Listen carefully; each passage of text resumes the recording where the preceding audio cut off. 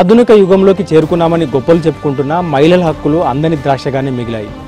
పట్టణాలతో పోలిస్తే గ్రామీణ వ్యవస్థలో మరింత దారుణమైన పరిస్థితులున్నాయి.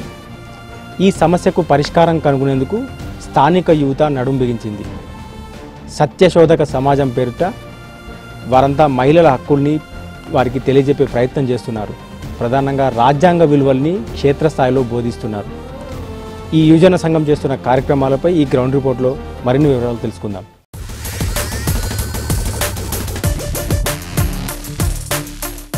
రాజ్యాంగ విలువల ఆచరణ అనే కార్యక్రమం ద్వారా గ్రామీణ స్థాయిలో ఇటు గ్రామీణ ప్రజలకు రాజ్యాంగాన్ని పరిచయం చేస్తున్నారు. ఈ సంఘం సభ్యులతో మాట్లాడే ప్రయత్నం చేద్దాం. ఏం పేరు అమ్మ నీ పేరు? నా పేరు రేణుకన్న. మాది సత్యశోధక యువజన సంఘం. మేము ఇంతకుముందు ఒక 8 గ్రామాలలో సంగారెడ్డి జిల్లాలో మాత్రమే పనిచేసేవారము. ఇప్పుడు సంగారెడ్డి అండ్ మెదక్ 2 జిల్లాలో కలిపి ఒక 17 గ్రామాలలో పనిచేస్తున్నాము. ఎట్లా అంటే రాజ్యాంగ విలువల ఆచరణ కొరకు. అయితే ఇప్పుడు ఈ 17 గ్రామాలలో కూడా 3 కమ్యూనిటీస్ నుంచి మన కార్యకర్తలు ఉంటారు. ఎస్సీ, బీసీ, ముస్లిం 3 కమ్యూనిటీస్ వాళ్ళు ఇప్పుడు మన ఈ రాజ్యాంగ విలువల ఆచరణ ప్రోగ్రాం ద్వారా ఏంటంటే మహిళలకి ఉన్నటువంటి హక్కులు వాళ్ళు ఎట్లా ఉపయోగించుకోవాలి, ఎట్లా సద్వినియోగం చేసుకోవాలని చెప్పేసి వాళ్ళకున్న హక్కులు కానీ చట్టాలు కానీ అటువంటి వాటి కోసం అవేర్నెస్ లాగా చేయడం జరుగుతుంది. ఎందుకంటే ఇప్పుడు ఉన్న సమాజంలో ఎక్కువ డొమెస్టిక్ వైలెన్స్ కానీ ఈ వరకట్న వేధింపులు, ఇంకా తాగి ఇంట్లో భర్త వచ్చి కొట్టడం ఇట్లాంటివి చాలా ఎక్కువైపోయినాయి. బీసీ నుంచి కానీ, ఎస్సీ నుంచి కానీ, ముస్లిం నుంచి కానీ వాళ్ళ కమ్యూనిటీస్ వాళ్ళకి ఈ కుడలి అనే సెంటర్లో నేర్చుకున్నవి ఆ కమ్యూనిటీస్ వాళ్ళకి కూర్చోబెట్టి చెప్పడం కానీ, లేదంటే ఏదైనా సమస్య వచ్చినప్పుడు కానీ స్వయంగా వాళ్ళే వెళ్ళి తెలుసుకోవడం, ఆ సమస్యని ఎట్లా పరిష్కారం చేయాలి అని చెప్పేసి కూర్చొని మాట్లాడుకొని ఒక నిర్ణయానికి వస్తారు. నిర్ణయానికి వచ్చిన తర్వాతకి దాని ద్వారా ఆ సమస్య పరిష్కారం కోసం మార్గాలు వెతుకుతారు.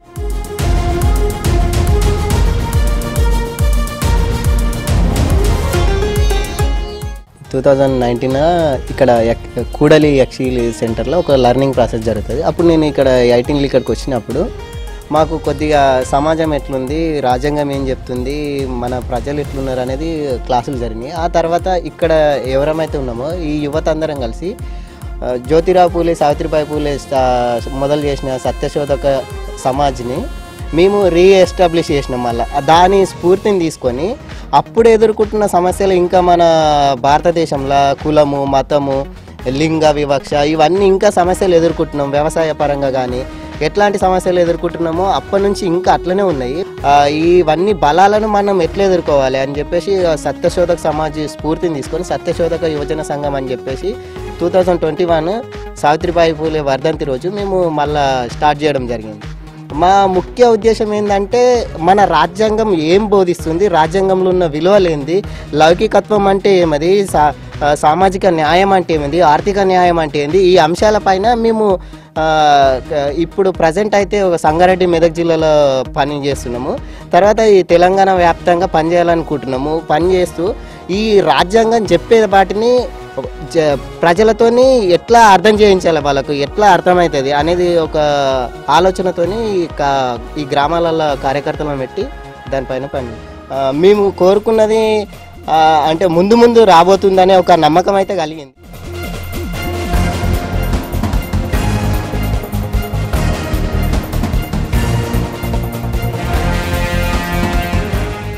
అంటే మేము ఈ వాలంటీర్లు అంటే కార్యకర్తలను సెలెక్ట్ చేసుకునే ముందు ఈ సంగారెడ్డి మెదక్ జిల్లాలో ఇది ఇంతేనా అని మహిళా సమస్యల మీద ఒక నాటకం చేసినాం.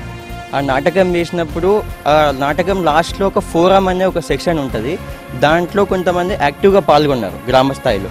ఆ పాల్గొన్నప్పుడు ఆ సమస్యల కోసం వాళ్ళు అనుభవిస్తారు కాబట్టి ముందుకు వచ్చిరని మాకు అర్థమైంది. ఆ నాటకం అయిపోయిన తర్వాత ఈ సంగారెడ్డి మెదక్ జిల్లాలో ఉన్న గ్రామాలలో మా టీం మొత్తం ఒక సర్వే కండక్ట్ చేసినాం. ఆ సర్వే ఏంటంటే ప్రతి ఇంటింటికి వెళ్ళి ఎస్సీ, బీసీ, ముస్లిం ఆ ఇళ్లలోకి వెళ్ళి మహిళలకు ఎటువంటి సమస్యలు ఉన్నాయి, సమస్యలు ఉన్నప్పుడు మనం ఎట్లా అధిగమించాలి, దానికోసం మనకు ఒక ట్రైనింగ్ అనేది అవసరం ఉందని మాకు అర్థమైంది. మా గ్రామాల్లో చూసుకున్నట్టయితే ఇప్పుడున్న మహిళలు ఖాళీ ఇంటి పని, చేని పని అంతకే పరిమితం అయిపోయినట్టు ఉంది. అది ఎక్కడైనా ఉంది, కానీ మా గ్రామాల్లో ఇంకెక్కువ ఉంది.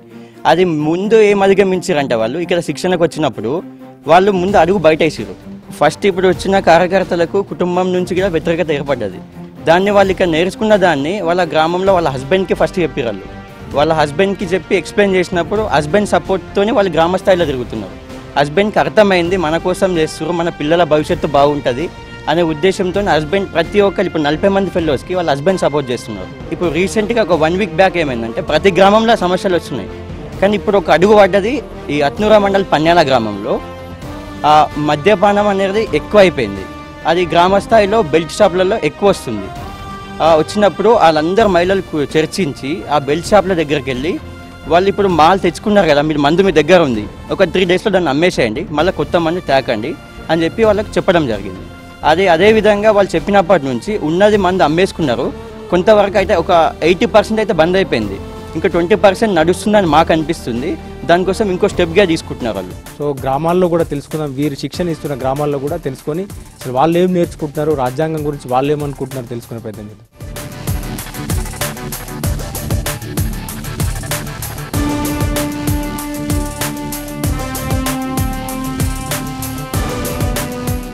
అమ్మ ఏం పేరమ్మా నీ పేరు?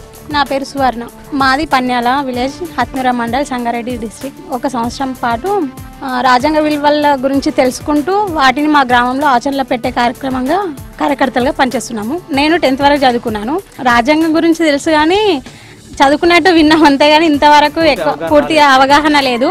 అయితే మాకు ట్రైనింగ్ జరిగిందనమాట. ఫస్ట్ రాజ్యాంగ విలువలు ఏ విధంగా ఉంటాయి, అందులో ఉన్న మెయిన్ మహిళలకు ఉండే రైట్స్ ఏంటి, వాటి గురించి తెలుసుకుంటున్నాము. ఇప్పుడు అవే మా గ్రామంలో ఆచరణలో పెట్టే పనిలో ఉన్నాం. రాజ్యాంగం గురించి మీరేం తెలుసుకొని ఏం చేస్తారు అని అబ్జెక్షన్ చేసారు ఇంట్లో.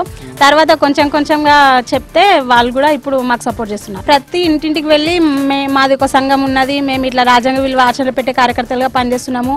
అదే ప్రతి కుటుంబాలకి ప్రతి గడపకు వెళ్ళి మా పరిచయాలు చేసుకున్నాము. కామన్గా వచ్చిన ప్రాబ్లం ఏంటంటే తాగి హింసించడం, ఇంట్లో వేధించడం, పిల్లలకు పుట్టిన పిల్లల్ని వేధించడం, భార్యను వేధించడం, నైట్ అంతా నిద్ర లేకుండా ఉండడం, వాళ్ళు అట్లా ఇంట్లో వస్తువులు అమ్ముకోవడం, ఇలాంటి ప్రాబ్లం వచ్చింది. మెయిన్ వచ్చిన ప్రాబ్లం ఉండే. అయితే మా విలేజ్లో ఏం చేసినామంటే ఇట్లానే అందరం మహిళలు కూర్చున్నాము. ప్రాబ్లం సాల్వ్ కావాలంటే మన గ్రామంలో మందు అమ్మొద్దు, 4 రోజులు టైం ఇచ్చినాము. ఇప్పుడు ప్రస్తుతం అయితే కొంచెం మేము తెలుసుకున్నది ఏంటంటే కొద్దిగా అమ్మడం ఆపేసిరు అన్నట్టు తెలుసుకుంటున్నాము.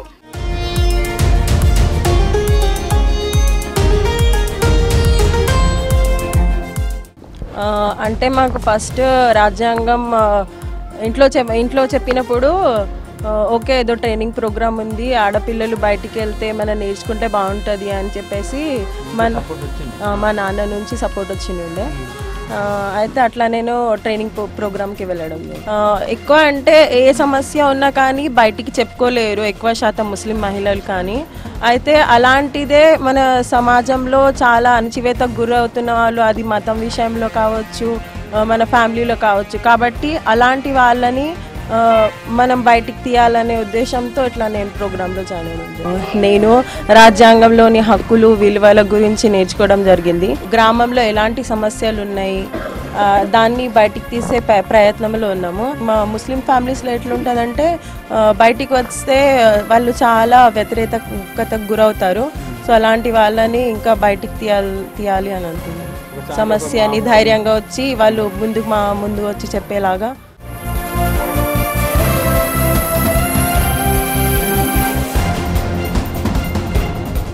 పేరు స్వరూప. మీటింగ్ పోతే లాయర్లు వచ్చారు, పెద్దోళ్ళు వచ్చారు. గవర్నమెంట్కు మీకు హక్కు, మీకు ఊళ్ళో ఏం సమస్యలు ఆడపిల్లలకి ఏవి వచ్చినా మందుల కోసం కానీ కొట్లాట్ల కోసం కానీ ప్రతి ఒక్క దానికి మీరు అడగాలి. ఈ ఊళ్ళో ఎవరెవరు ఉంటారు, ఆఫీసర్లు, సర్పంచులు, నింబాలు, వార్డు నెంబర్లు, ఊళ్ళో కార్యదర్శి మేడము అందరిని కలగాలి. మీరు అందులోకి దిగాలి రంగంలోకి. వాళ్ళతో పాటు ఊరోళ్ళు అందరూ మీ పాటు రావాలి. మీ ఊరు బాగుపడాలి. పిల్లలకు చదువు మంచిగా నేర్పుకునాలి. మగవాళ్ళు ఇట్లా గోడ పెట్టవద్దు. మందులు కూడా బంద్ చేయడానికి హక్కు ఉన్నది. మీరు ఎంత దూరం పోయినా సాగుతుంది. మీరు మా పాటు రావాలి, మేము మీ పాటు రావాలి అని మాకు సార్లు అందరూ చెప్పిరారు. మంచిగా అర్థమైంది. ముందుకు పోతేనే బాగుంటుంది అని అనిపిస్తుంది. కూడాలంటే ఇదేమో పిచ్చి ఎందుకు అవసరం అనుకున్నా నేనే. మళ్ళీ ఇప్పుడు కంపల్సరీ పోవాలి, అందరం వినాలి. నా తోటలకు కూడా ఏం చెప్తున్నా అంటే వీళ్ళకి మస్తు హక్కు ఉన్నది, వీళ్ళతోటి పోతే మనం బాగుపడతాము, మనం ముందు అడిగేయాలి, మన ఊరు బాగుపడాలి, మన ఇంటి పక్క వాళ్ళు బాగుపడాలి, మనం మంచిగా ఉండాలి, ఇది మంచి పతయము మనం చెయ్యాలని చెప్తాం.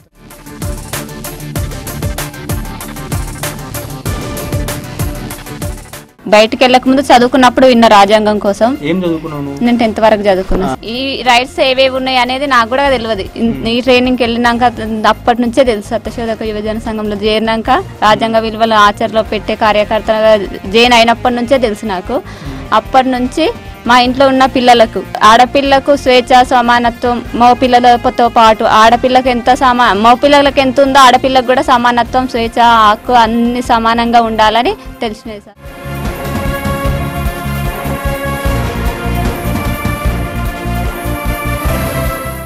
ఏం పేరమ్మా నీకు? నా పేరు వరలక్ష్మి. మా ఇంట్లోనే లైబ్రరీ ఏ ఊరు మీది? మాది నావులపల్లి. పిల్లలకి కూడా వాళ్ళకి రాజ్యాంగం అంటే ఏంటంటే అవగాహన రావడం కోసం, అలాగే కథల పుస్తకాలు, వాళ్ళకి సంబంధించిన బాల్య వాళ్ళకి సంబంధించినవి ఆ పుస్తకాలు ఉన్నవి ఇందులో. వాళ్ళకు కూడా కొంచెం అవగాహన వస్తుందని. రాజ్యాంగం అంటే ఏంటో వాళ్ళకి తెలియదు, వాళ్ళకి మేము తెలియజెప్తున్నాం అనమాట. మేము కూడా నేర్చుకొని రాజ్యాంగ విలువల్ని ఆచరణలో పెట్టే ఒక కార్యకర్తగా మేము కూడా నేర్చుకొని ఇక్కడ ఉండే మహిళలకి వాళ్ళకున్న హక్కుల గురించి, వాళ్ళకుండే విధుల గురించి, వాళ్ళకి ఏమేమి కావాలి, ఎలా ఉండాలి అని చెప్పేసి రాజ్యాంగంలో మనకి అప్పుడే మనకు అంబేద్కర్ రాసిండు అని చెప్పేసి దాని గురించి ఇన్ఫర్మేషన్ ఇచ్చి, దాంతోపాటు మనకి ఏమేమి హక్కులు ఉండాలని చెప్పేసి వాళ్ళకి తెలియపరుస్తున్నాం. అంటే చెప్తున్నాం కాబట్టి ఇప్పుడు తెలుసుకున్నారు. ఇంతకుముందు అయితే వాళ్ళకి తెలియదంట ఇట్లా హక్కులకి, వాళ్ళకున్న సమస్యలకి, ఇట్లా ప్రాబ్లమ్స్కి రాజ్యాంగం ద్వారా ఉందని తెలియదు అంట. ఇప్పుడైతే తెలుసుకుంటున్నారు.